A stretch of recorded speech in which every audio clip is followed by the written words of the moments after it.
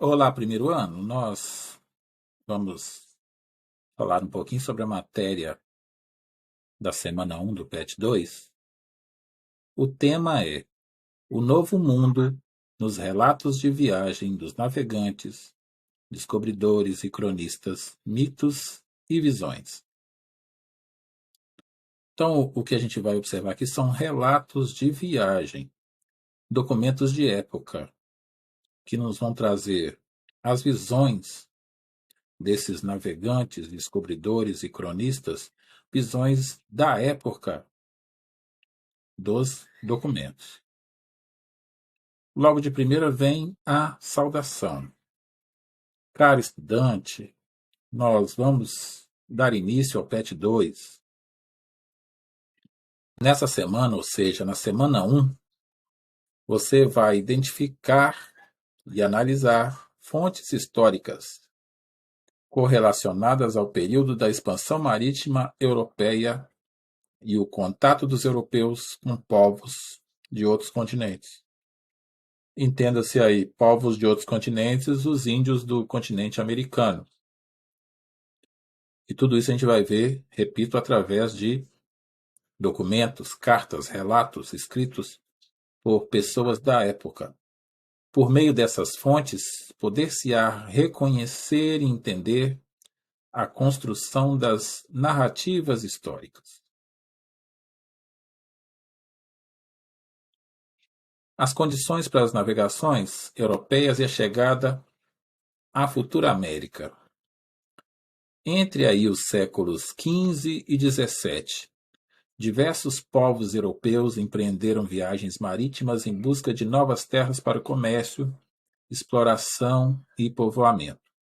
Então, o descobrimento da América está nesse contexto aí de expansão dos povos europeus em viagens marítimas em busca de novas terras.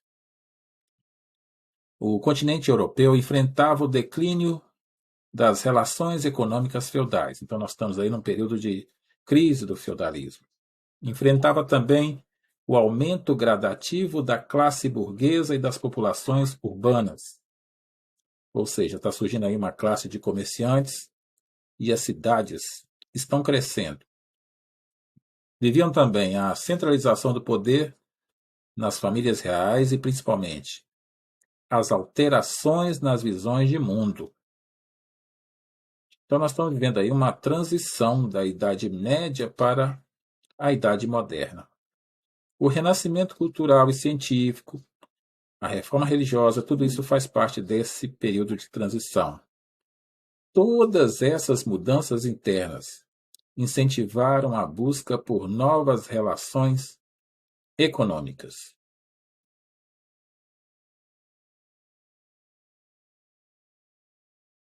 No início dessas viagens exploratórias e de reconhecimento, o imaginário dos navegantes e da população estava bem impregnado das mitologias medievais, a de que a Terra era plana, a existência de monstros marinhos, populações de gigantes, de homens sem cabeça e olhos, nariz e boca no tórax, dentre outras. Então há um imaginário dos navegantes. Imagina aí a história da mula sem cabeça, uma história mitológica. Esse tipo de história ele é amplamente divulgado, amplamente estabelecido entre esses navegantes.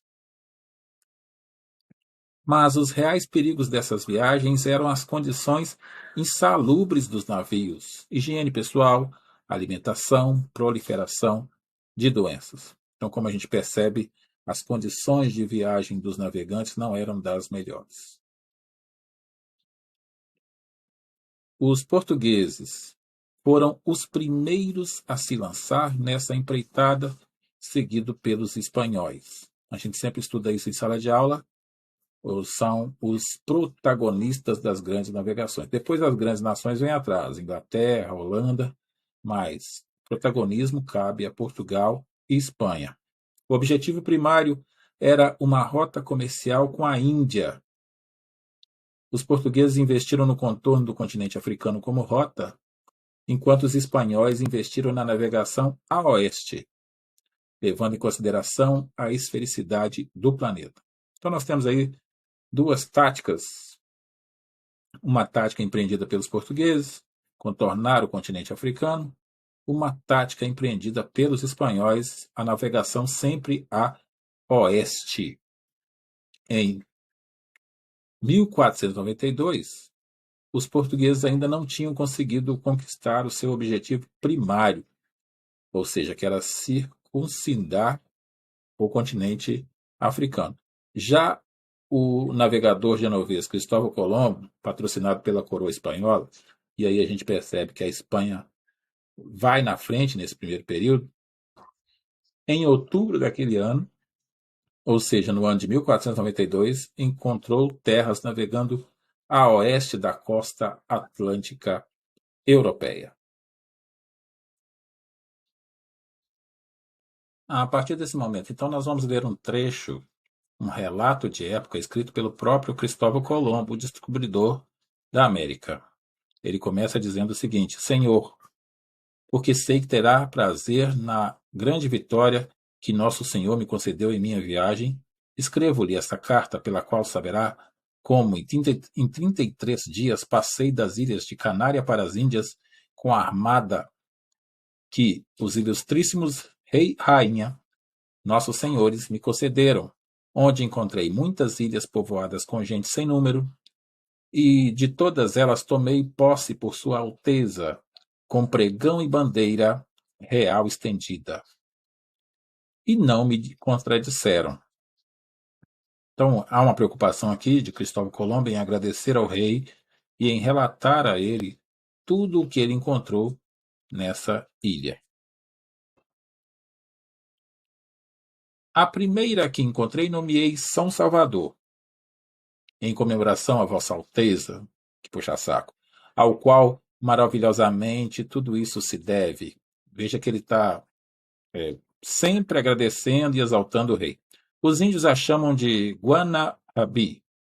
A segunda pôs o nome de Ilha de Santa Maria de Conceição. A terceira de Fernandina, a quarta de Isabela, a quinta de Ilha Joana, hoje o atual território de Cuba. E assim a cada uma um novo nome. Então a gente vê aqui, a preocupação de Cristóvão Colombo em colocar nomes aos locais atingidos. A gente percebe isso também na história brasileira, na carta de Pero Vaz de Caminha, quando os portugueses começam a dar nome aos locais, Monte Pascoal, Terra de Santa Cruz, etc. Após essa primeira viagem, outras com caráter de descobrir, conhecer, foram realizadas pelos espanhóis. Então, não só Cristóvão Colombo faz esse tipo de viagem, mas também outros navegadores vêm atrás. Essas viagens permitiram o início do processo de exploração, dominação e colonização do Novo Mundo, a América, na primeira metade do século XV. Então, o que a gente percebe aí é a dominação europeia sobre o continente americano. O mapa a seguir retrata as rotas de navegadores a serviço da coroa espanhola e da coroa portuguesa.